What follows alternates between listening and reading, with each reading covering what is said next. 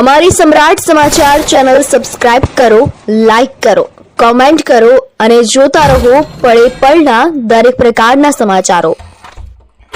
તળાજાથી ભાવનગર તરફ જતા Somnath national highway પર રઝળતા પશુઓનો ત્રાસ યથાવત જોવા મળી રહ્યો છે। ખાસ કરીને તળાજા આસપાસના હાઈવે પર મોટી સંખ્યામાં ગાયો અને આખલાઓ રોડ પર બેસેલા કે અચાનક રસ્તા પર આવી જતા નજરે પડે છે। હાઈવે પર ભારે વાહન વ્યવહાર વચ્ચે રોડ પર બેસતા પશુઓના કારણે વાહન ચાલકો માટે અકસ્માતનું જોખમ સતત વધી રહ્યું છે। અચાનક પશુઓ સામે આવી જતા વાહન ચાલકો વાહન પરનો કાબુ ગુમાવતા અકસ્માતોની અનેક ઘટનાઓ બની ચૂકી છે।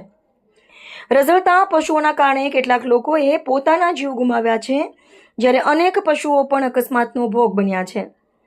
તેમ છતાં હાઈવે પર રખડતા પશુઓની સમસ્યાનો કાયમી ઉકેલ હજુ સુધી આવ્યો નથી।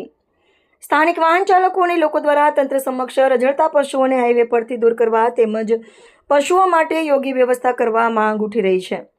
હાઈવે પર કોઈ મોટી દુર્ઘટના સર્જાય તે પહેલા તંત્ર દ્વારા તાત્કાલિક કાર્યવાહી કરવામાં આવે તેવી લોકોની માંગ છે।